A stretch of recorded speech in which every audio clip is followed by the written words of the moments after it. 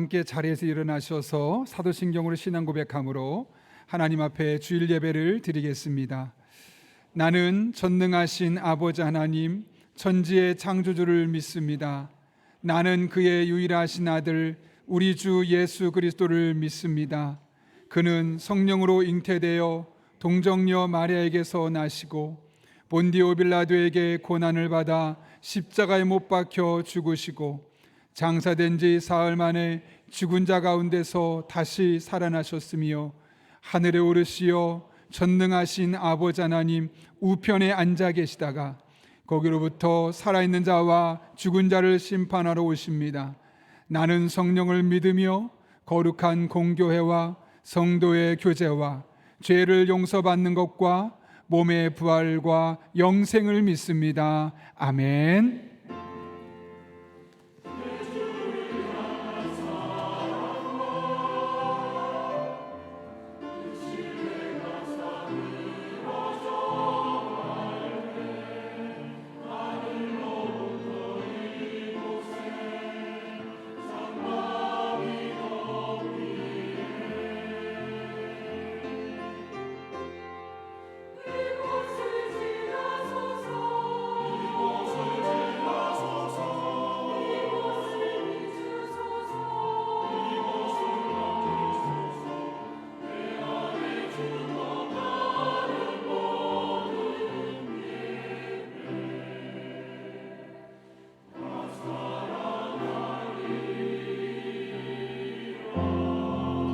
우리 생명 되신 주님의 임재 앞으로 온전히 나아가도록 하겠습니다. 지극히 높은 주님의 낮이 성소로 들어갑니다. 세상의 신을 벗고서 주 보좌 앞에 엎드리리. 내 주를 향한 사랑과 그 신뢰가 사들어져 갈 때 하늘로부터 이곳에 장막이 덮이네.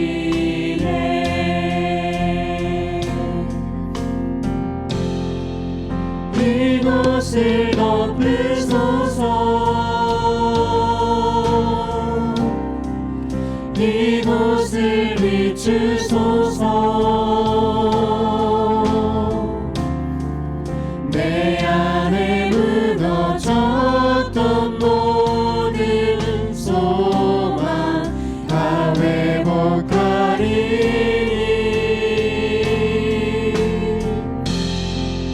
이곳을 지나소서. 이곳을 만지소서. 내 안에 죽어가는 모든 예배 다 살아나리. 우리 간구하며 고백합시다. 주님 이곳을 덮으소서.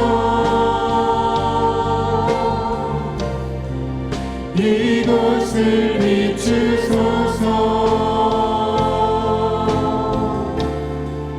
내 안에 무너졌던 모든 소망 다 회복하리니.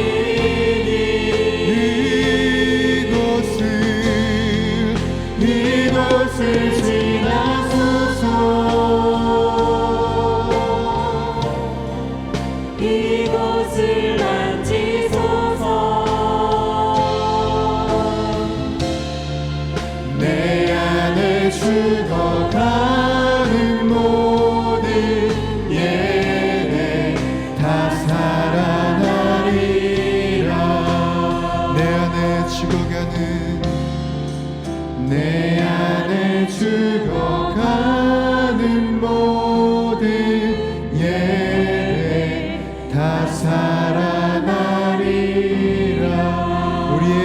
되신 주님께 영광의 박수 올려드리도록 하겠습니다. 네.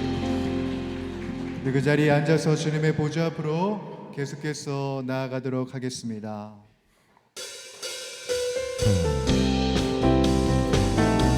우리들의 겨자씨만한 믿음을 산넘길만한 믿음으로 바꿔주시는 주님, 그 풍성하신 주님의 은혜를 따라가며 나아갑시다. 내게 대단한 믿음 없어도 주를 따를 만한 용기와 힘 없어도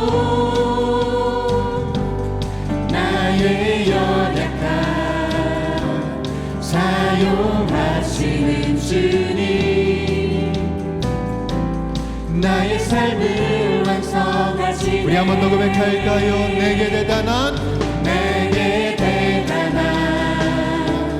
믿음 없어도 주를 따를 만한 용기와 힘 없어도 나의 연약함 사용하시는 주님, 나의 삶을 완성하시네. 우리 고백합시다. 모든 생활 속에 주와 동행하네. 말하지 않아도 나의 맘을 아시네. 날 위해 보이신 사랑이 오늘도 날 살게 하시네. 나를 이끄시는 주님만 따라가네. 나의 하루를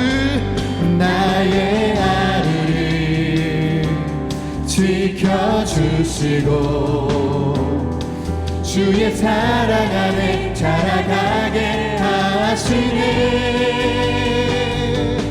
나의 믿음을 사용하시는 주님, 나의 삶을 인해. 우리 한 번 더 고백합시다. 나의 하루를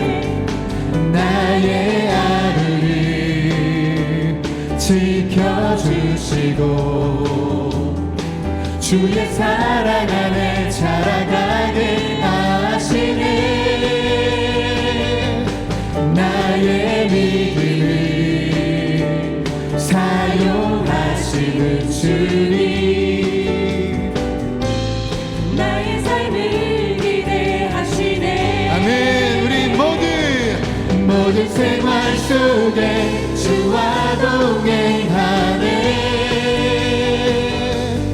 말하지 않아도 나의 마음을 아시네. 날 위해 보이신 사랑이 오늘도 날 살게 하시네. 나를 이끄시는 주님만. 우리 한 번 더 고백할까요? 모든 생활 속에 주와 동행하네. 아멘. 말하지 않아도 나의 마음을 아시네. 날 위해 보이신 사랑이 오늘도 날 살게 하시네. 나를 이끄시는 우리 다시 한 번 더 믿음으로 선포합시다. 모든 생활 속에 주와 동행하네. 말하지 않아도 나의 마음을 아시네. 날 위해 보이신 사랑이 오늘도 날 살게 하시네. 나를 이끄시는 주님만 따라가네. 나를 이끄시는 주님만, 나를 이끄시는 주님만 따라가네. 우리 하나님께 영광의 박수 올려드립시다. 우리 주님을 더욱더 가까이 따라가며 나아가십시다. 아멘.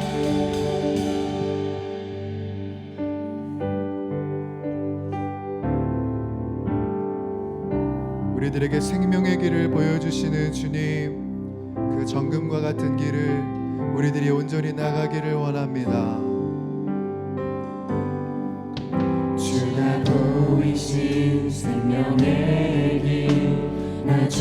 주님과 함께 상한 마음을 들이며 주님 앞에 나아가리.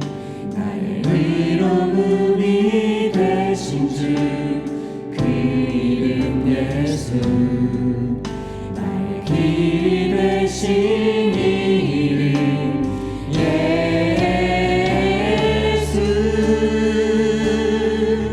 나의 길 오직 그러시나니.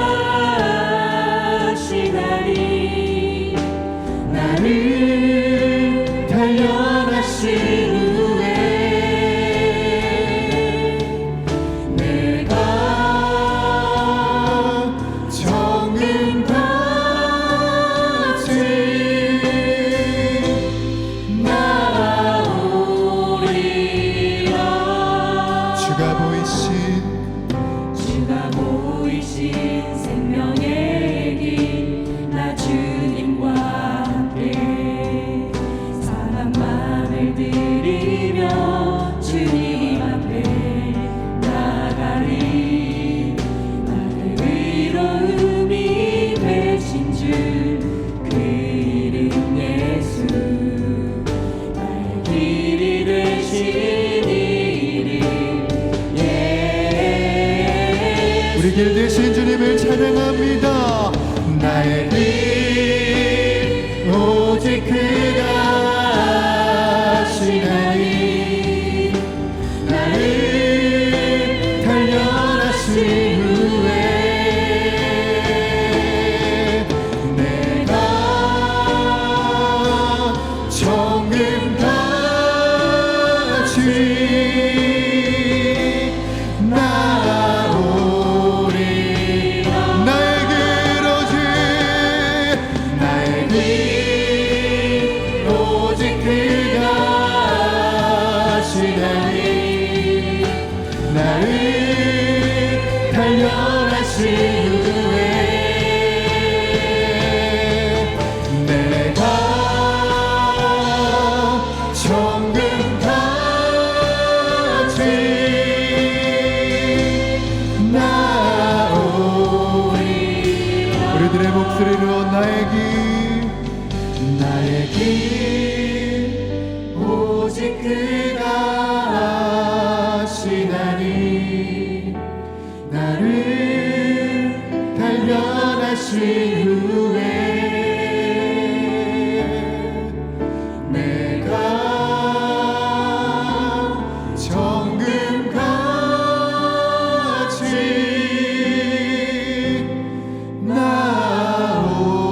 나오리라.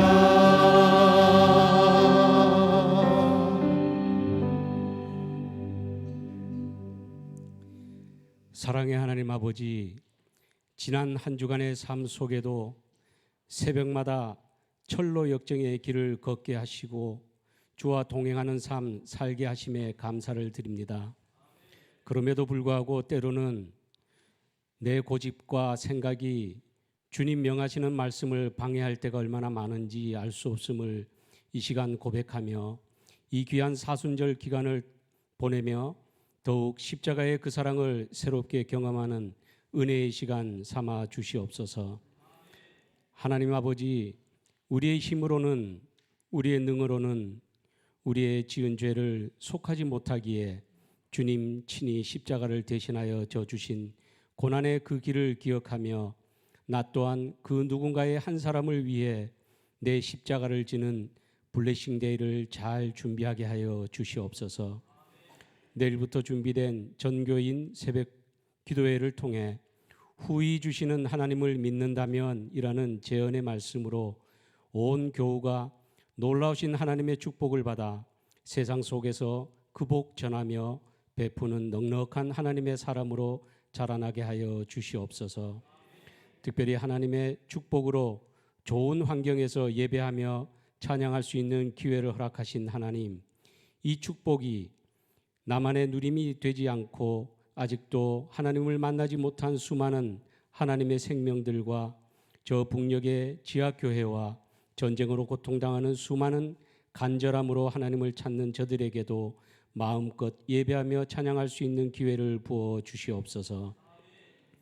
이를 위해 날마다 기도와 말씀으로 애쓰고 수고하시는 담임 목사님과 부교육자분들께 더 큰 지혜와 믿음으로 하나님의 몸된 교회를 주님의 마음에 합한 종의 사명 귀히 감당케 하시되 영력, 지력, 체력이 부족함이 없게 하여 주시옵소서. 사랑의 하나님 아버지, 이 민족을 긍휼히 여기사 하나님이 남기신 기도하는 교회를 통해 기도하는 정치 지도자를 통해 정치, 경제, 사회적으로 하나님을 경외하는 민족 되어 다시 한번 부흥의 기회를 허락하여 주시옵소서. 오늘도 육신의 질병으로 경제적 어려움으로 눈앞에 감춰진 광야 같은 아픔으로 너무 아파 기도조차 하지 못하는 저들의 심령 속에 하나님의 살아계심을 확신함으로 치유와 회복을 통해 믿음의 지경이, 축복의 지경이, 세상 향한 영향력의 지경이 넓어지는 넉넉한 하나님의 사람들 되게 하여 주시옵소서. 이 시간 주님 주신 말씀 전하실 목사님께 성령 충만을 허락하여 주셔서 전하는 그 말씀을 힘입어 하나님이 주신 속살의 깨끗함을 얻기 위해 날마다 씻고 벗기고 닦을 때 점점 그 속살이 드러나 하나님의 성품 닮은 하나님의 자녀로 살아가게 하여 주시옵소서. 이 시간에도 여러 모양으로 섬기며 봉사하는 숨은 손길들을 기억하여 주시고 하나님만을 찬양하는 시온 찬양대의 찬양을 기뻐 받아 주시며 듣는 우리 모두에게도 큰 은혜 허락하여 주시옵소서. 오늘도 말씀이 이해로 머물지 않고 삶으로 행하기를 원하시는 예수님의 이름으로 간절히 기도드리옵나이다.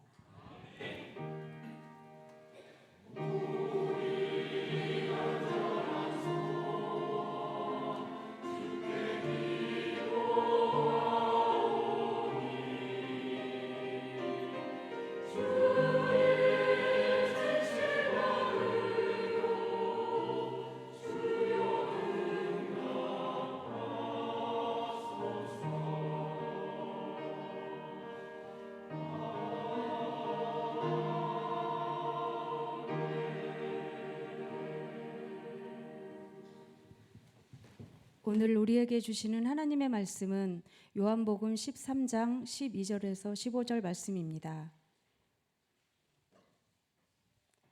요한복음 13장 12절에서 15절까지 말씀입니다. 신약성경 170쪽에 있습니다. 하나님의 말씀을 봉독하겠습니다. 그들의 발을 씻으신 후에 옷을 입으시고 다시 앉아 그들에게 이르시되 내가 너희에게 행한 것을 너희가 아느냐? 너희가 나를 선생이라 또는 주라 하니 너희 말이 옳도다. 내가 그러하다. 내가 주와 또는 선생이 되어 너희 발을 씻었으니 너희도 서로 발을 씻어주는 것이 옳으니라.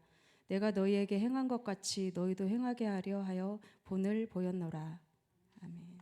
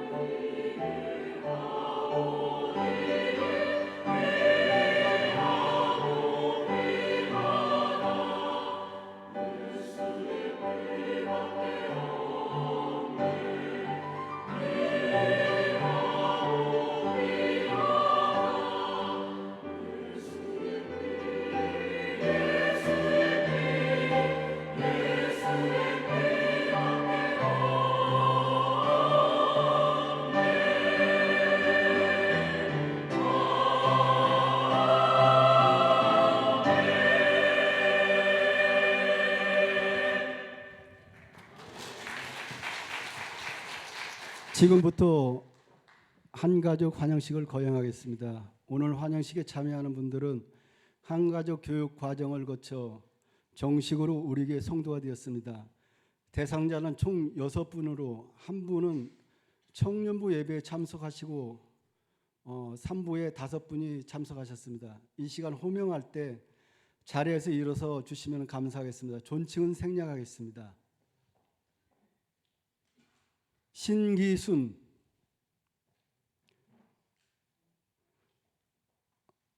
유사람은 본교회 한가족 교육과정을 마치셨기에 본 정서를 수여합니다.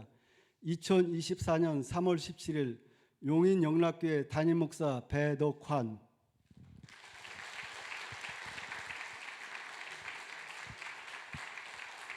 박상희 이와 내용 같습니다.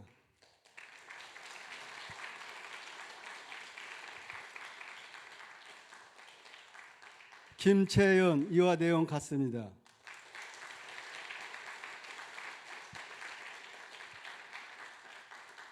이정화 이와 내용은 같습니다.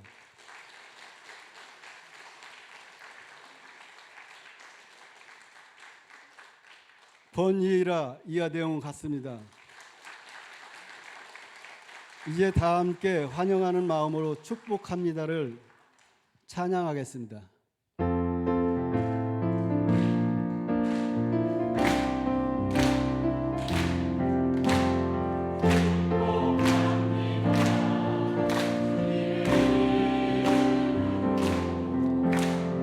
축복합니다.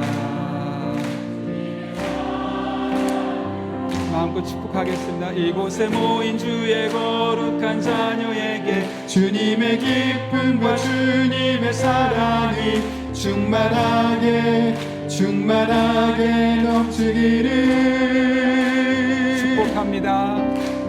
God bless you. God bless you. 축복합니다. 주님의 사랑으로. 우리 함께 축복의 박수 부탁합니다. 감사합니다. 자리에 앉으시겠습니다. 네, 다시 한번 잘 오셨고 우리에게 한 가족 되신 것 진심으로 축하하고 축복합니다. 우리 교회가 편안하고 또 즐거운 그런 공동체가 될 수 있기를 바라면서 여러분 주부를 참고하실 때 여러분 앞에 교회 소식 전하겠습니다. 많은 것들이 한 주 사이에 바뀌어서 어색하시죠? 네, 원했던 반응이 안 나왔습니다. 저희가 어제 밤 12시 새벽 12시 30분까지 좀 미진한 부분들 또 여러 가지 만지고 또 수정했지만 광고가 아직 이렇게 다 타이핑할 수 없을 만큼 좀 여러 가지 요소들이 문제가 있었습니다. 그리고 오늘 설교에 인용 구절이라든가 자료 같은 것은 오늘은 부득불 여러분 앞에 제공이 되지 않습니다. 그러나 다음 주부터는 다 이렇게 원활하게 진행될 수 있도록 하시면 되겠고요. 어찌됐든 여러분들께서 그동안 많이 기대해 주시고 또 헌신해 주시고 보이는 것 보이지 않는 곳에서 공사하는 과정 중에 불편함도 감내해 주시고 또 방송실에서 늦게까지 수고하시고 십자가를 또 옮겨주시기도 하고 이런 여러 가지 일들에 많은 분들의 노고가 있었습니다. 일일이 다 제가 찾아뵙고 이야기할 수는 없겠지만 이 자리를 빌어 진심으로 너무너무 감사를 드립니다. 여러분들도 아마 아직 이 LED에 적응하지 못하셨고 또 교회에서도 여러 가지 더 계속 보완하고 있는 상태라서 중간중간 예측하지 못한 일들이 일어날 수 있는데 이해해 주시면 감사하겠습니다. 우리 교회를 방문하신 모든 분들 주님의 이름으로 환영합니다. 등록 원하시는 분 말씀하시면 저희가 친절하게 도와드리겠습니다. 지난주에도 하나님 보내신 한 가족분이 계신데요. 오늘 사진은 나오지 않지만 여러분 기도하시면서 우리에게 잘 정착하실 수 있도록 또 마음을 먼저 나눠주시길 부탁드립니다. 상반기 블레싱데이 관련해서 우리가 이제 이번 한 주 동안 만나서 선물도 드리고 또 다음 주에 초청해서 우리 간증도 듣는 그런 시간이 있는데요. 여러분들에게 의견을 참고했더니 이게 좋다고 해서 드실 수 있는 건데 제가 한번 먹어봤어요. 그런데 꽤 맛있더라고요. 그래서 전도 대상자분들 편안하게 만나셔서 드리면 되니까 개수에 상관하지 마시고 필요한 분들 1층에서 받아가시면 되겠습니다. 그리고 다음 주엔 꼭 가능하면 여러분 전도 대상자들과 함께 오셔서 또 복음을 들을 수 있는 기회가 열렸으면 좋겠고요. 오늘은 원포인트 예배로서 장년부와 교육부서 모두가 같은 본문을 가지고 말씀을 나누는 시간입니다. 또 가정에 돌아가서는 가정 예배를 드리시면 좋겠습니다. 전교인 새벽기도 안내해드립니다. 후회 주신 하나님을 믿는다면 이란 주제로 일주일 진행됩니다. 좀 시간을 우리가 압축해서 좀 함께 기도하고 은혜를 구하고, 그래서 정말 이번 한 주 동안 야고보서의 말씀이 내 삶에 어떻게 적용되고 어떻게 경험되는지를 여러분이 직접 체험했으면 합니다. 적극적으로 참여해 주시고, 매일 참석하신 분에게는 지난번에 이어서 이 컵을 드릴 텐데 이렇게 계속 모아놓으면 아마 이 새벽교회 시리즈로 아마 컵이 또 모아질 것 같습니다. 그렇게 활용하시면 되겠습니다. 예배위원 교육 안내드립니다. 좀 전에 보셨던 것처럼 예배 순서가 약간 동선이 바뀌었습니다. 그래서 대표기도 하시는 분들, 성경봉도 가시는 분들, 봉헌하시는 분들은 사무실에 비치된 예배위원 안내문을 꼭 미리 읽어보시고 숙지하셔서 올라가 주시면 되겠습니다. 새벽기도가 끝나는 토요일 날 우리 온교부들 함께 기도하고 또 함께 교제하고 또 청소도 하고 이렇게 시간을 보내려 합니다. 봄 맞이해서 교회를 청소하는 시간이 있으니 전교인 새벽기도하는 토요일 날 오전 7시에 교회를 모이시면 되겠고요. 수요일과 토요일 전교인 새벽기도회 음영부에서 이 LED 운용하는데 좀 함께 동참하길 원하는 분은 방송실로 신청하시면 되겠습니다. 한경희 집사님 가정에서 개업 2주년 감사로 사랑의 성묘 드렸습니다. 어려운 이웃을 섬기는 데 사용하도록 하고요. 주보에 얼마에 있는지 양은 표시를 안 하게 되어 있습니다. 그리고 우리 예배위원회에서는 지금 타 교회 한 교회 탐방을 가서 예배 전체를 보고 있는데 또 잘 마치고 올 수 있도록 기도해 주시기를 부탁드립니다. 더 자세한 광고는 주보를 참고해 주시고 우리 함께 기도하고 하나님 말씀 나누겠습니다. 거룩하신 아버지 하나님, 오늘 우리를 주님 전에 불러주시고 함께 예배할 수 있는 은혜 주신 것 진심으로 감사를 드립니다. 말씀을 듣는 시간입니다. 마음의 문을 열어주시고 선포되는 말씀이 내게 주시는 말씀으로 들려지게 하시고 이 말씀의 은혜와 능력이 한 주간의 삶에 우리를 통해 구체적으로 이 땅에 나타나게 하여 주옵소서. 예수님의 이름으로 기도하옵나이다. 아멘. 우리 한번 웃으면서 앞뒤 좌우에 있는 분에게 이렇게 인사합니다. 힘내세요. 우리들이 있잖아요. 이렇게 한번 인사하겠습니다.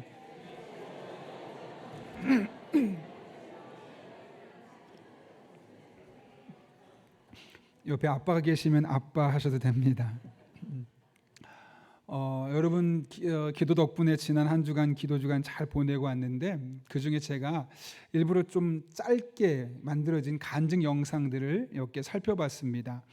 그중에 여러분 아마 들어보셨을 거예요. 요즘은 잘 안 나오지만 탤런트 김정화 씨라고 있는데 그녀의 어머니가 어느 날 갑자기 암에 걸립니다.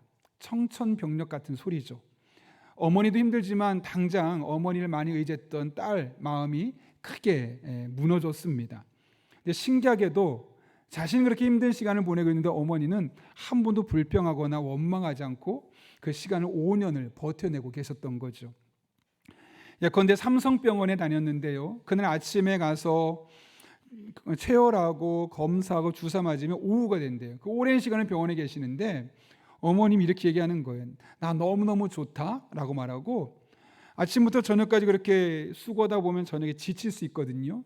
또 어머니가 웃으면서 야 나는 항암 체질인가 봐.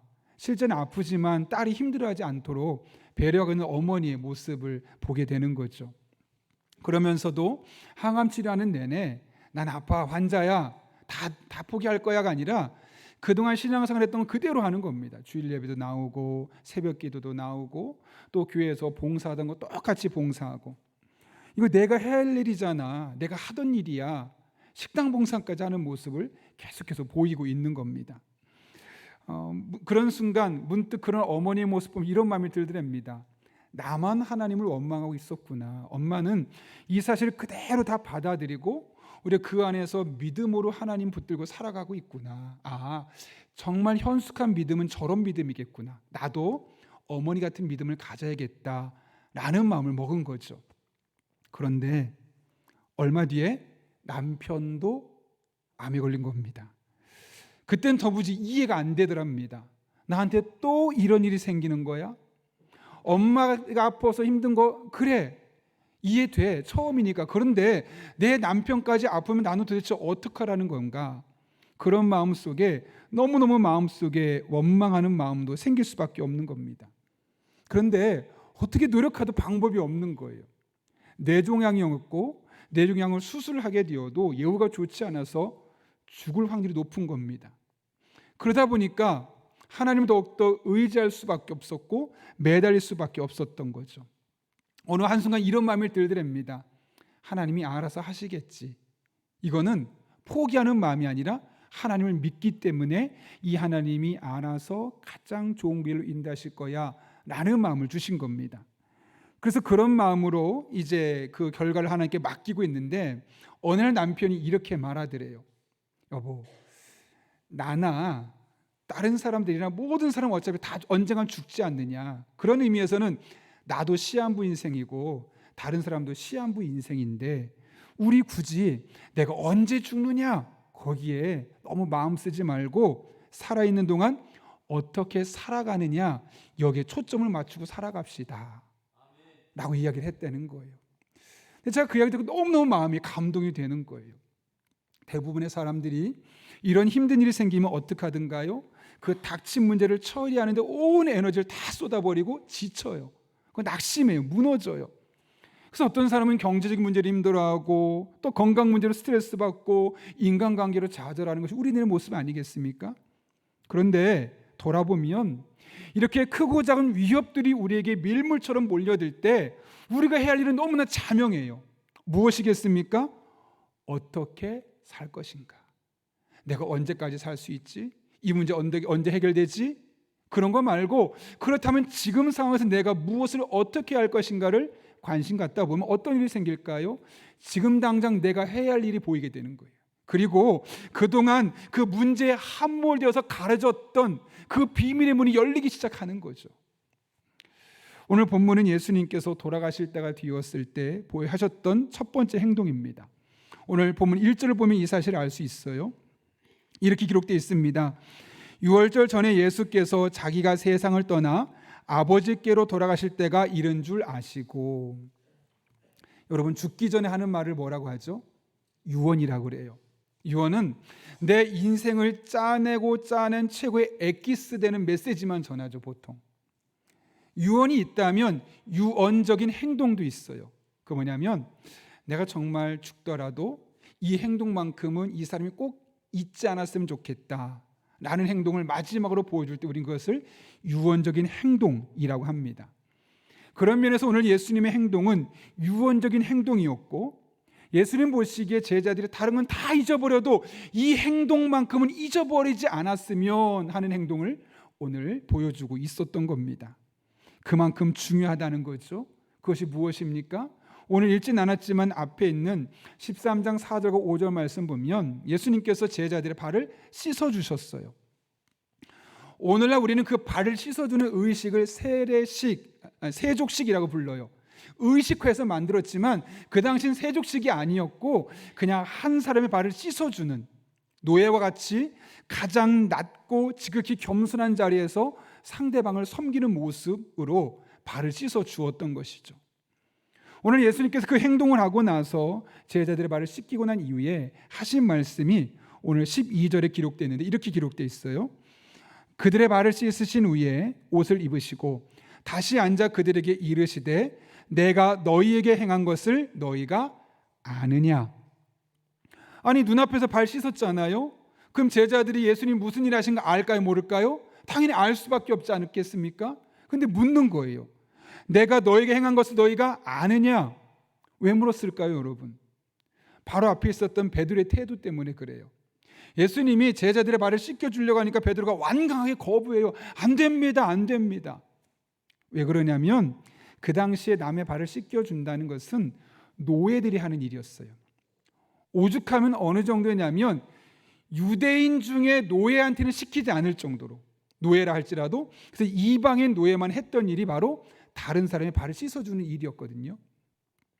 그 당시에 고고학적인 자료를 살펴봐도 이를 뒷받침해 주는데, 발을 씻어주는 것, 남의 발을 씻어주는 것은 품위를 잃는 천한 행동으로서 아내가 남편의 발을 씻어주거나, 아이가 부모님의 발을 씻어주거나, 제자가 선생님의 발을 씻어주거나, 이런 것들까지도 금지할 정도로 남의 발은 웬만해서는 씻겨주지 않는 것이 그 당시에 관습과도 같은 것이었어요. 그런데 그 당시 예수님, 스승이잖아요. 스승님이 제자들의 발을 씻어준다고 하니까 화들짝 놀랄 수밖에 없었던 것이죠. 그리고 그렇게 놀랄 수밖에 없었던 이유는 베드로의 태도 때문에 그래요. 예수님께서 그런 일을 하시면서 왜 우리의 발을 씻어주시려고 하시는 것일까? 그 감춰진 의미를 발견하고 그 감춰진 의미를 찾으려 하기보다는 표면적으로 드러난, 어떻게 스승님이 우리의 발을 씻어줄 수 있어? 말도 안 돼. 겉으로 드러나는 행동만 보고 판단했기 때문에 그런 것이죠. 이를 통해 예수님께서 왜 내가 너에게 행한 것을 너희가 아느냐라고 묻는 취지를 알 수 있습니다. 겉으로 드러나는 행동만으로 판단하지 말라는 겁니다. 그 보이는 사실 이면에 흐르고 있는 하나님의 계획, 하나님의 더 큰 섭리를 가지고 그런 일들을 바라보라는 것으로 오늘 말씀을 이렇게 하게 되었던 것이죠. 여러분, 하나님이 하시는 일에는 항상 목적이 있고 이유가 있고 그 분명한 방향성이 존재합니다. 그런데 우리는 어떻게 하든가요?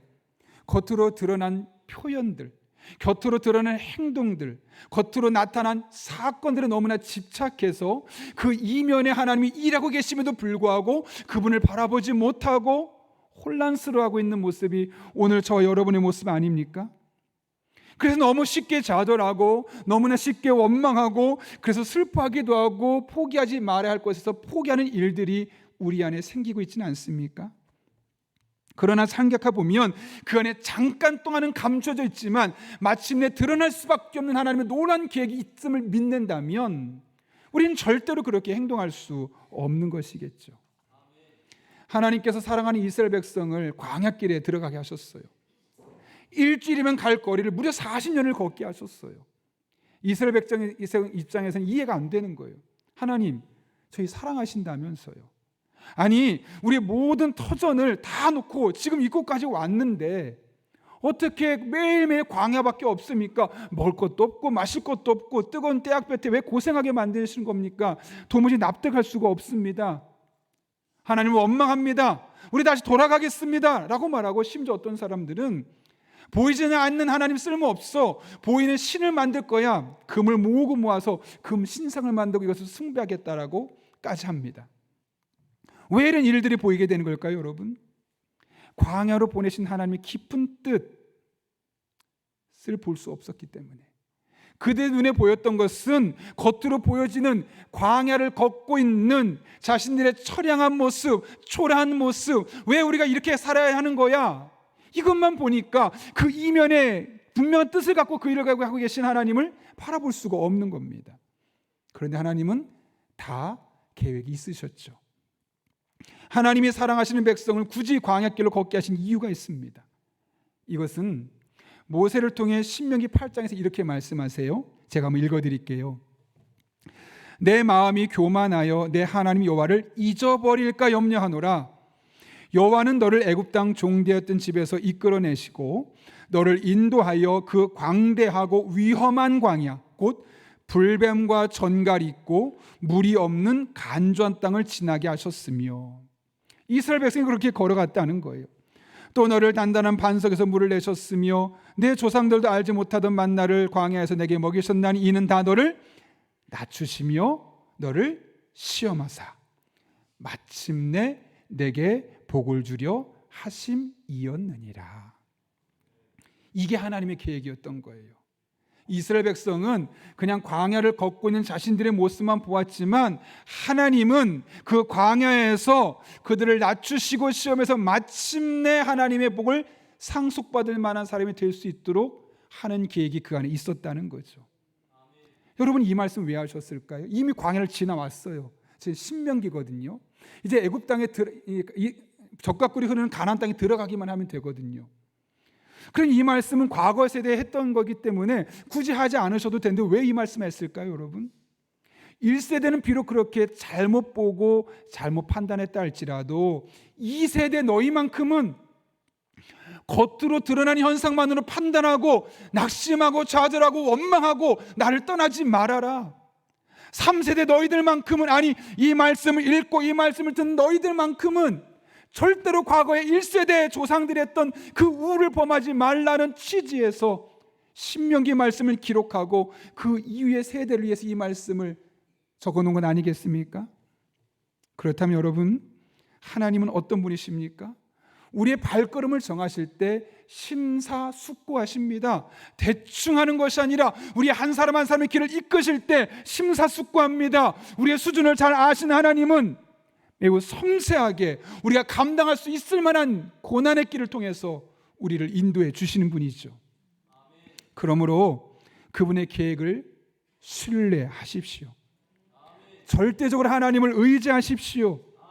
당장 눈에 보이지 않아도, 뭐 잡히는 것 없어도, 막막해 보여도 하나님 붙들고 나아가십시오. 그러면 하나님이 마침내 보고 주신 은혜를 여러분의 삶을 통해 경험하게 될 것입니다. 몇 번 이야기했는데 제가 가장 좋아하는 5손가락 안에 꼽을 수 있는 찬양곡 중에 하나가 있는데, 하나님은 실수하지 않으신다네라는 찬양이에요. 이런 가사예요. 오늘은 좀 읽기보다는 함께 찬양했으면 좋겠는데 가사가 안 보이죠? 그래도 아시는 분은 함께 저랑 찬양했으면 좋겠습니다. 한번 불러볼까요, 그럼?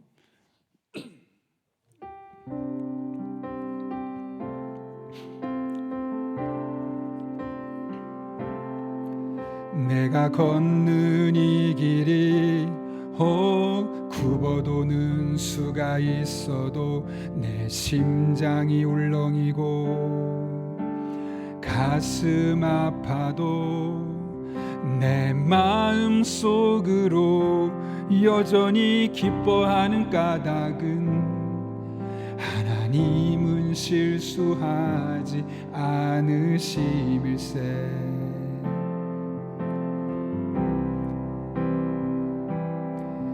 내가 세운 계획이 혹 실패할지 모르며 나의 희망 덧없이 쓰러질 수 있지만 나 여전히 인도하시는 주님을 신뢰하는 까닭은 주께서 내가 가야 할 길을 잘 아심일세.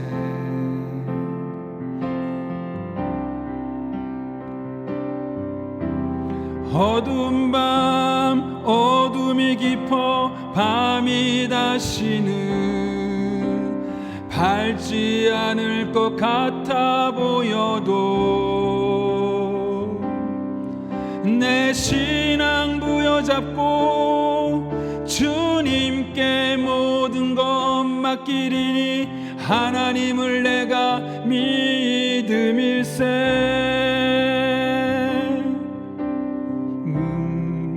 내가 볼 수 없는 건 너무 많아서 너무 멀리 가물가물 어른거려도 운명이여 오라 나 두려워 아니하리 만사를 주님께 내어 맡기리. 차츰차츰 한계는 거치고 하나님 지으신 빛이 뚜렷이 보이리라. 가는 길이 온통 어둡게만 보여도 하나님은 실수하지 않으신다네. 차츰 한계는 거치고 하나님 지으신 빛이 뚜렷이 보이리라. 가는 길이 온통 어둡게만 보여도 하나님은 실수하지 않으신다네.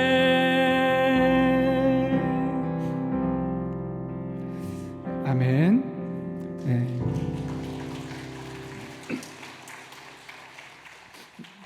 여러분과 함께 부르려고 했었는데 좀 아쉽습니다. 이 찬양은 최용덕 간사님이 작곡했고 직접 노래까지 불렀습니다. 미혼모의 자식으로 태어났습니다. 늘 죽음만을 생각했고 스스로를 살 가치가 없다고 판단했습니다. 학교에서도 넌 찌질이야 라는 말을 들을 수밖에 없을 정도로 늘 어디 가서나 인정받지 못했던 시간을 보냈죠. 그런데 고등학교 2학년 때 친구들의 초청을 위해서 교회를 가게 되었고 2학년 때 세례를 받고 나서 이제 유교 집안에서 처음으로 교회를 다니게 되었던 겁니다. 이제 됐다. 하나님만 잘 믿으면 내 인생에 뭔가 변화가 일어나겠지 싶었지요. 실제로 그가 대학을 졸업하자마자 CCC 회관에서 대구 지역 월요 정기 집회를 시작했습니다. 점점 규모가 소문이 나기 시작했고 많은 사람이 모이기 시작했습니다. 그때는 지금처럼 복사기가 없어서 A4 용지에 종이를 붙이고 직접 손으로 찍어내야 되는 그런 상황이었는데 그렇게 A4 용지 악보를 만들면서 160쪽짜리를 만들었고 그것이 바로 처음 만들어진 찬미예수라는 악보집이었습니다. 찬미예수 300, 찬미예수 400, 찬미예수 1000 그렇게 점점 지역을 넓혀가면서 세계적인 그런 사람으로 쓰임을 받는 시점이 되었습니다.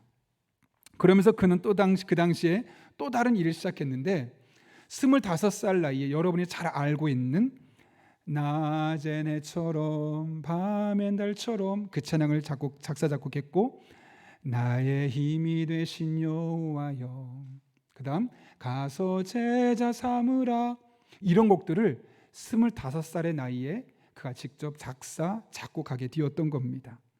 한국교회 이 음반들이 막 널리 퍼지게 되었고 찬양팀을 조직하고 이곳저곳 다니면서 집회하고 간증하고 정말 놀랍게 쓰임받는 겁니다. 인생의 클라이막스 최전성기를 보내고 있는데 갑자기 목소리가 안 나옵니다.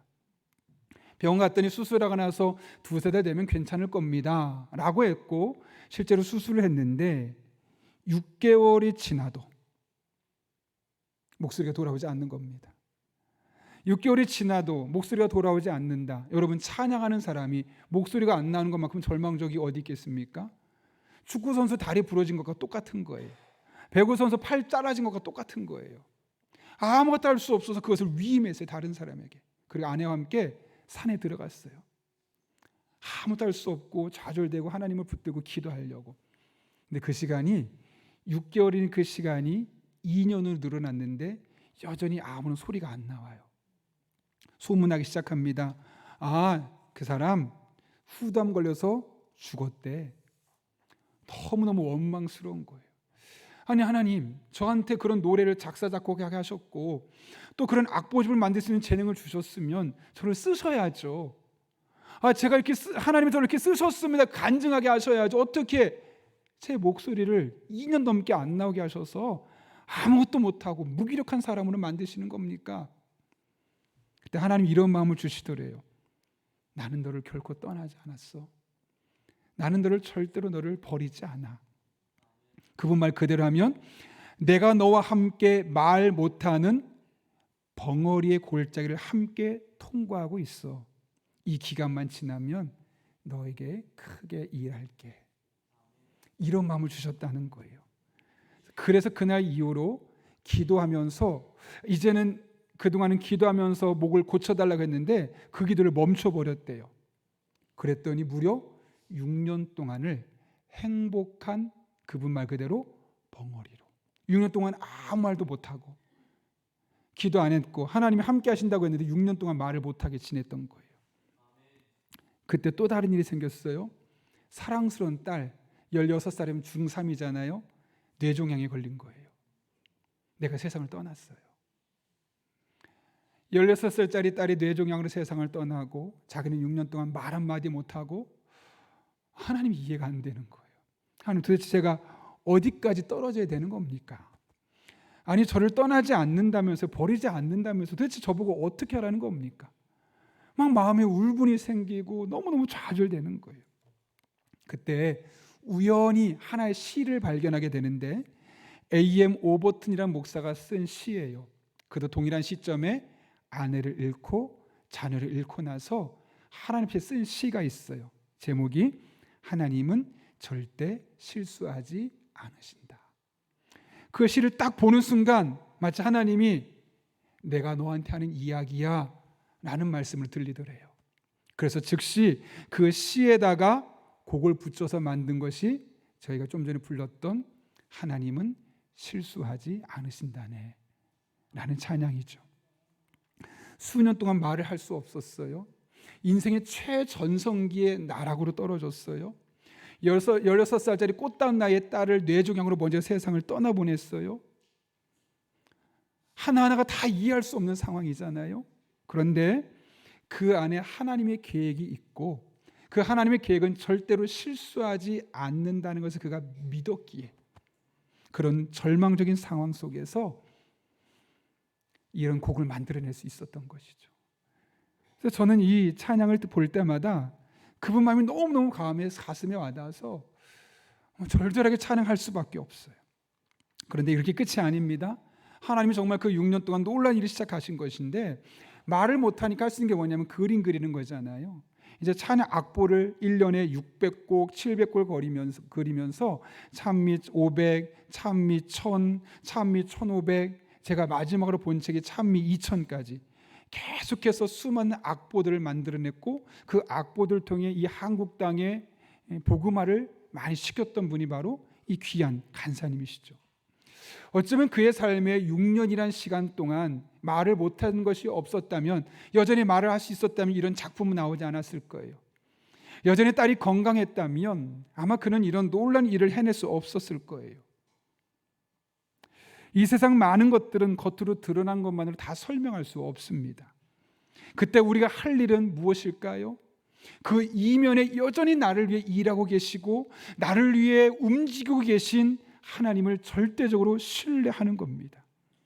그 하나님이 보이지 않아요. 그 하나님 느낄 수 없어요. 그 하나님 음성을 들을 수 없어요. 그래도 실수하지 아니하시는 하나님께서 여전히 나의 삶에 간섭하시고 나를 통해 일하고 계시고 나의 그 사건 뒤에서 역사하고 계심을 믿는 것, 이것이 바로 우리 믿음의 사람들이 끝까지 견지해야 할, 붙들어야 할 신앙임을 잊어서는 안 됩니다. 그럴 때 하나님은 우리 한 사람 한 사람에게 마침내 복을 주시는 하나님으로 만나지게 되는 것입니다. 바라기는 여러분에게 이런 영적인 눈이 열려져서 표면적으로 힘든 상황, 어려운 조건들만 보지 마시고 실수하지 않으신 하나님이 여러분을 통해 일하고 계신 것을 목도할 수 있는 그런 분들 될 수 있기를 예수님의 이름으로 축원합니다. 제자들에게 질문하신 예수님은 곧바로 제자들의 발을 씻어주신 궁극적인 목적을 이야기하세요. 14절과 15절 말씀이에요. 이렇게 기록되어 있습니다. 내가 주와 또는 선생이 되어 너희 발을 씻었으니 너희도 서로 발을 씻어주는 것이 옳으니라. 내가 너에게 행한 것 같이 너희도 행하게 하려 본을 보였노라. 예수님은 스승님이세요. 제자들의 발을 씻을 하등의 이유가 없어요. 그런데도 모본을 보이면서 씻어주셨어요. 그러면서 뭐라고 말씀하시냐면 너희도 씻어주는 것이 옳다. 원문 성경 보면 오페일로라는 단어예요. 옳다가 이게 무슨 뜻이냐면 빚졌다, 마땅해야 된다, 의무가 있다, 권면하는 게 아니에요. 씻으면 좋겠다가 아니라 반드시 너희도 똑같이 해라. 내가 스승이지만 종의 모습으로 제자들의 발을 씻기며 섬겼던 것처럼 너희들도 아무리 높은 사람이라도 아무리 많은 걸 가지고 있어도 연약한 자, 아픈 자, 힘든 자들에게 다가서서 그들을 씻어주고 그들을 섬기는 삶을 살아라 라고 말씀하고 있는 것이죠. 이렇게 했을 수밖에 없었던 이유는 그 당시 대부분의 사람이 그렇게 행동하지 않았기 때문에 그래요. 그래서 예수님께서 먼저 모본을 보이시고 뭐라고 말씀하세요? 다시 한번 14절과 15절 보면 이렇게 말합니다.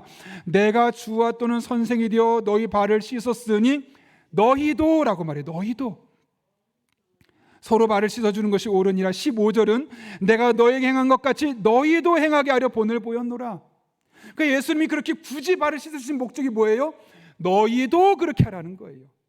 나만 하고 끝나는 것이 아니고 이걸 봤지. 너희도 그렇게 섬겨야 돼. 너희도 그렇게 낮아져야 돼. 너희도 그렇게 겸손하게 어려운 이웃들, 힘든 사람들, 아픈 사람들을 돌보며 그들의 위로자가, 그들의 치료자가 되어줘야 돼 라고 말씀하고 있는 거죠.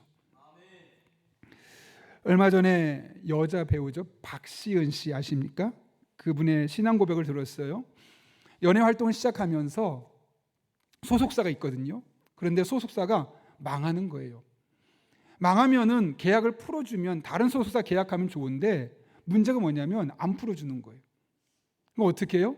여전히 이 소속사에 걸려 있으니까 다른 데 계약도 할 수 없는, 그렇게 20대 중반과 후반을 보낼 수밖에 없으면서 너무너무 마음이 힘든 일이 생기는 거죠. 내 인생이 왜 이러지? 너무너무 좌절될 수밖에 없지 않겠습니까? 그러다가 내가 이렇게만 살면 안 되겠다라는 마음에 컴패션, 그리고 고아원 같은 데를 찾아다니면서 아무도 사람들이 돌보지 않는 아이들을 돌보기 시작하는 거예요. 찾아가서 그 어려운 아이들에게 내가 먼저 섬기는 거죠.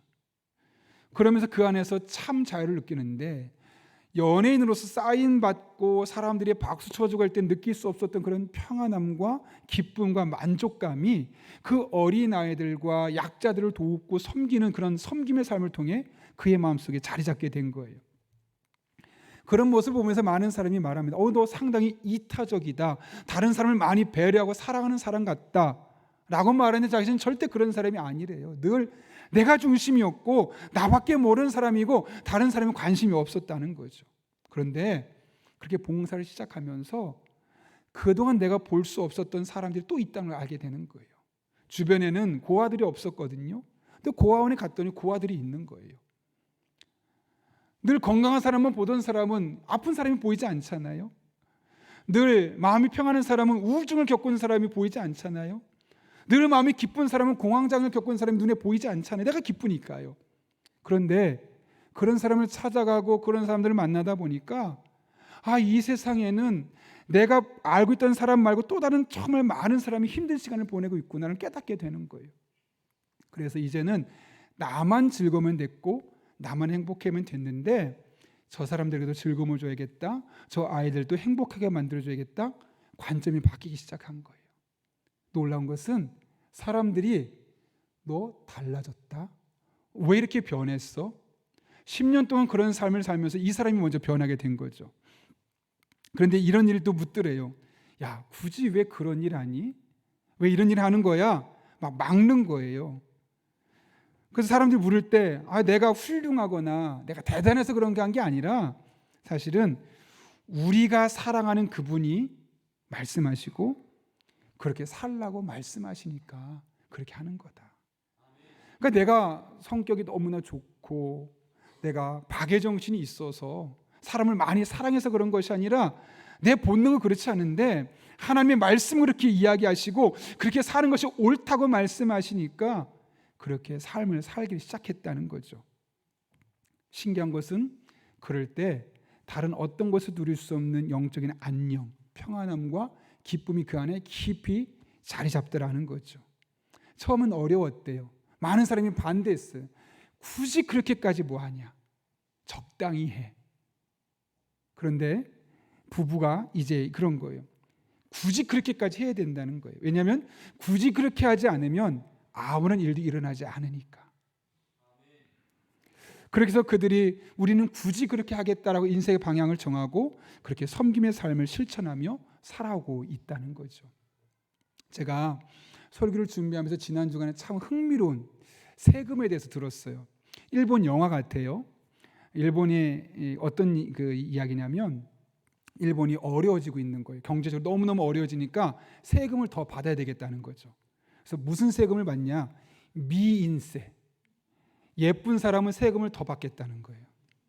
그래서 조금 예쁘면 5% 받고 조금 더 예쁘면 10% 더 받고 딱 찍어보고 이 사람 많이 예쁘다 20%까지 받고 그런 미인세를 받겠다. 왜냐? 그 영화 스토리만 짧게 보면 이런 거예요. 한 여직원이 실수를 했어요. 그러니까 상사가 막 뭐라고 화를 내고 이거 뭐냐고 보니까 안 예뻐요.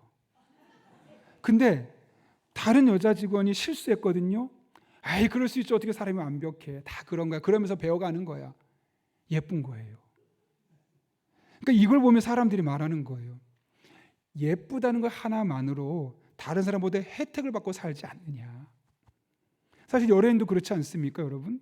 연예인들이 특별한 거 많이 하지 않아도 예쁘다는 이유 하나만으로 돈을 더 잘 벌 수 있는 기회도 주어지지 않습니까? 그러니 그 예쁘다는 것은 자신의 노력하지 않아도 일정 부분을 수익을 얻을 수 있으니 그에 대한 세금을 내야 된다라고 말하는 그런 이야기예요. 근데 저는 그걸 보면서 참 마음이 큰 깨달음과 교훈을 얻었어요. 여러분, 그것이 단순히 예쁘고 잘생긴 것만 그럴까요? 공부 잘하는 것, 그 사람 실력일까요? 공부 잘할 수 있는 환경에서 자랐기 때문에 그래요. 부모님이 어려서 책을 많이 읽혀 주었든, 아니면 그 주변에 공부 잘하는 사람이 많든, 아니면 부모님이 조금 더 지적인 능력이 뛰어난 가정에서 원래 천성적으로 태어나서 그렇든, 그건 개인의 노력이 아니거든요. 주어진 거잖아요. 그럼 그 사람은 그것을 가지고 내가 이만큼 노력했어, 내가 이렇게 명문대 나와서 내가 이만큼 돈을 많이 벌었어, 그러니까 이건 다 내 거야라고 말하기보다는 주어진 것이니까 그만큼 베풀고 그만큼 섬겨야 되는 거 아니겠습니까? 건강도 마찬가지입니다, 여러분. 체질적으로 건강한 사람이 있어요. 저희 큰아들처럼 너무 건강해요. 그런 아이들은 체질적으로 몸이 약한 사람들보다 힘이 셀 수 있고 더 많은 일을 해낼 수 있고 공부도 더 집중할 수 있고 돈도 더 잘 많이 벌 수 있는 기회가 주어져요. 왜? 건강하니까요. 그러면 그 사람이 돈을 많이 벌면 다 그게 그 사람의 능력입니까? 건강을 주신 하나님이 있기 때문 아닐까요? 똑똑한 것도, 외모도, 신체 능력도, 돈을 잘 벌 수 있는 능력도, 인간관계를 잘 해낼 수 있는 사교성도 여러분의 능력일까요, 과연? 하나님이 우리를 통해 사교성이 없는 사람을 품어주라고 사교성을 주신 거고요. 나보다 공부를 잘할 수 있는 환경에 놓여있지 못해서 어렵게 살아가는 이들을 도우라고 나에게 공부를 잘하고 정책들을 만들라고 명문대 가게 하셨고 높은 직급에서 정책을 세우는 자리에 서게 하신 거고요. 건강도 마찬가지고 돈을 잘 벌 수 있는 능력도 마찬가지입니다. 개인의 능력이 아니에요. 돈을 잘 벌 수 있는 능력이 있는 사람이 있어요. 하나님이 그 사람 눈에 보이게 하신 거예요. 그럼 그 사람은 그거를 내 능력이 아니니까 하나님 주신 거니까 미인세처럼 섬기는 데 사용해야 되는 거예요. 베푸는 데 사용해야 되는 거예요. 그런 능력이 없어서 힘들게 살아가는 이들을 위해서 우리가 쓰라고 하나님이 우리에게 주신 거 아니겠습니까? 그래서 저는 그럴 리는 없겠지만 미인세, 공부세, 건강세, 돈 잘 버는 세금 등등등 개개인에게 있는 그 능력들을 세금으로 먹여서 정말 함께 나눌 수 있는 세상이 될 수 있다면 어쩌면 그것이 하나님의 나라가 아닐까라는 생각까지는 해봤어요. 현실적으로는 불가능하겠지만 여러분, 하나님께서 여러분에게 주신 은혜가 무엇입니까? 다른 사람보다 조금 잘하는 거, 탁월하게 잘하지 않더라도 그래 내가 요거는 그래도 중간 이상이 되는 거야. 잘 생각해 보십시오. 중간 이하의 사람들을 섬기라고 주신 거예요. 움켜쥐고 나만을 쓰다 보면 탈락이 되어 있어요. 그런 의미에서 하나님 주신 은혜를 붙들고 그것으로 사람들을 섬기는, 또 교회를 섬기고 세상을 섬기는 저 여러분 될 수 있기를 바랍니다. 오늘 읽진 않았지만 17절에서 예수님 이렇게 말씀하세요. 너희가 이것을 알고 행하면 복이 있으리라. 여러분 한 분 한 분에게 이런 복이 임할 수 있기를 예수님의 이름으로 축원합니다. 함께 기도하겠습니다. 우리 한 1분 정도지만 오늘 말씀을 기억하며 하나님, 제가 자꾸만 겉으로 드러나는 것만 보고 그 안에서 일하고 계신 하나님을 보지 못했습니다. 그러나 내 눈을 거꾸로 현실이 아니라 그 이면에서 실수하지 않는 하나님께서 이런 고통, 이런 고난, 이런 아픔을 통해 어떤 일을 행하실지를 믿음의 눈으로 기대하게 하시고 믿음의 눈으로 바라보게 하여 주옵소서. 또한 하나님 주신 것을 가지고 연약한 사람, 부족한 사람, 아픈 사람 섬길 수 있는 섬김의 사람 되게 하여 주옵소서. 우리 이런 기도 제목 가지고 한 1분 정도입니다. 사모하는 마음으로 함께 기도하겠습니다. 거룩하신 아버지 하나님, 우리가 너무나 환경만 바라봅니다. 겉으로 드러나는 것만 보고 있습니다. 하나님, 그러나 이제 그 이면을 바라보길 원합니다. 하나님께서 원하시는 것, 실수하지 않으신 하나님께서 우리들을 통해 일하고 계신 것을 볼 수 있게 도와주시고, 그 하나님 붙들고 그 하나님 의지하며 절대적으로 붙들며 나아갈 때 하나님의 도우심과 하나님의 지혜와 하나님의 인도하심이 우리 성도들의 삶 가운데 날마다 경험되게 하여 주옵소서. 하나님 아버지, 세상에 많은 어려운 사람들이 있습니다. 힘든 시간을 보내고 있는 사람들이 있습니다. 노력해도 안 되는 사람들이 있습니다. 내게 주신 은혜가 있어 그것으로 섬기길 원합니다. 하나님, 보이게 해주시고 무엇을 갖고 있는지 알게 해주시고 적극적으로 열심히 섬기며 나갈 때 하나님의 은혜가, 하나님의 사랑이, 하나님의 축복이 이 땅에 임하게 도와주시고, 그렇게 하나님 영광의 온전히 나아갈 수 있는 믿음의 사람들 될 수 있도록 우리 용인응답교회 모든 성도들의 삶 가운데 은혜 위에 은혜를 베풀어 주옵소서. 하나님만을 붙들며 나아갑니다. 주님, 인도하여 주옵소서.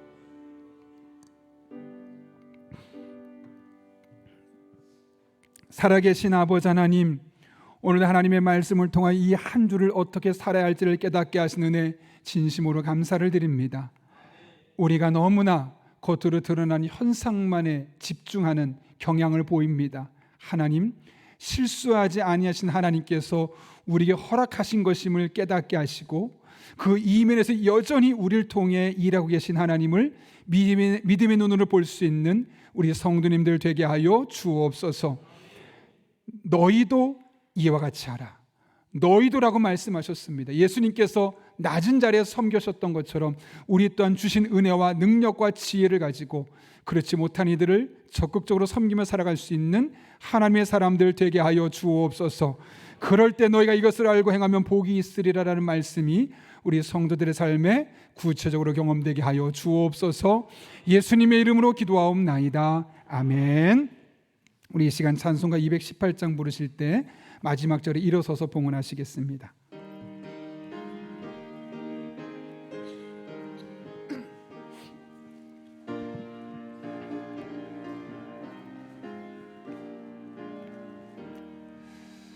내 마음과 정성을 다하여서 주 너의 하나님을 사랑하라. 내 몸을 아끼고 사랑하듯 형제와 이웃을 사랑하라. 주께서 우리에게 명하시니 그 명령 따라서 살아가리. 널 미워 해치는 원수라도 언제나 너그럽게 사랑하라. 널 핍박하는 자 위에서도 진실한 마음으로 복을 빌라. 주께서 우리에게 명하시니 그 명령 따라서 살아가리. 나 항상 주님을 멀리하고 형제를 사랑하지 못하였다. 가정에서 예배하신 분들은 준비한 예물을 정성껏 드리겠습니다. 주께서 몸 버려 죽으셨다. 속죄의 큰 사랑 받으니 내 생명 다 바쳐 충성하리.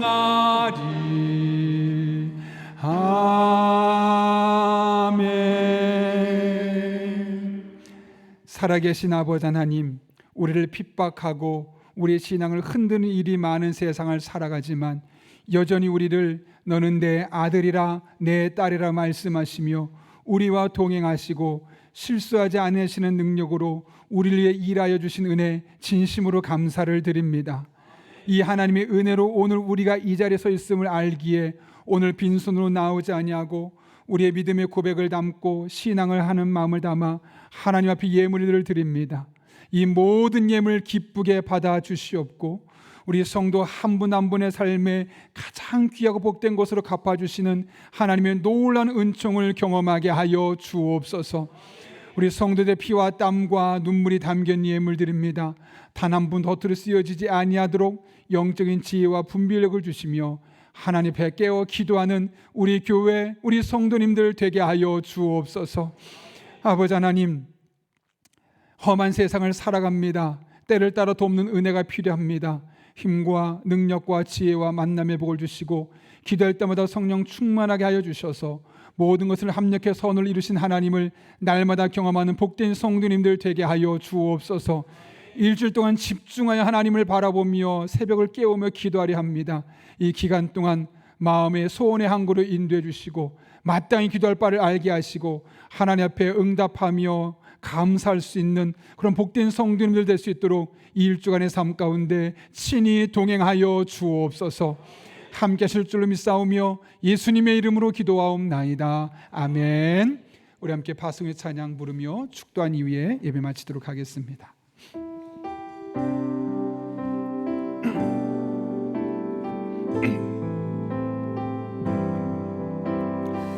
하나님 앞에 간절한 마음으로 믿음을 고백하며 찬양합니다. 나의 피난처 예수, 나의 피난처 예수 의지해요. 예수님 우리의 피난처가 되십니다. 나의 피난처 예수 이 사실을 확신하고 의지해요. 믿음으로 나아가며 고백하기를 원합니다.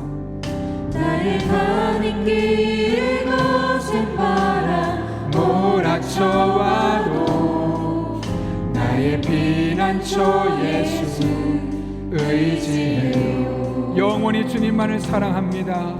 나는 영원히 주님 사랑해요. 나는 영원히 주님 사랑해요. 세상 어떤 것도 나의 사랑 끊을 수 없네. 나는 영원히 주님. 우리 그 사랑을 함께 고백하겠습니다. 아바 아버지, 아바 아버지, 나를 사랑하시니 나의 모든 것 주께 드려요. 아바 아버지, 내가 여기 있으니 주님 영광 위하여. 다시 한번 고백합니다. 아바 아버지, 아바 아버지, 나를 사랑하시니 나의 모든 것 주께 드려요. 아멘. 아바 아버지, 내가 여기 있으니 주님 영광 위하여. 주님 교회 위하여. 주님 교회 위하여. 주님 나라 위하여. 주님 나라 위하여 써주세요. 지금은 우리 주 예수 그리스도의 은혜와 하나님 아버지의 변함없는 사랑과 성령님의 역사하심이 오늘 주신 말씀을 내게 주신 말씀으로 받고 우리의 현상의 이면에서 실수하지 않는 하나님으로 역사하시는 그 주님을 바라보며 의지하며 우리에게 주시는 은혜를 따라 약한 자들, 이웃을 섬기는 삶을 살기로 결단하는 이 자리에 머리 숙인 한 영혼 위에 그들의 삶의 자리, 우리 교회와 나라와 민족, 북한 땅과 온 세계 열방 가운데 이제부터 영원토록 함께 하시옵기를 간절히 축원하옵나이다. 아멘.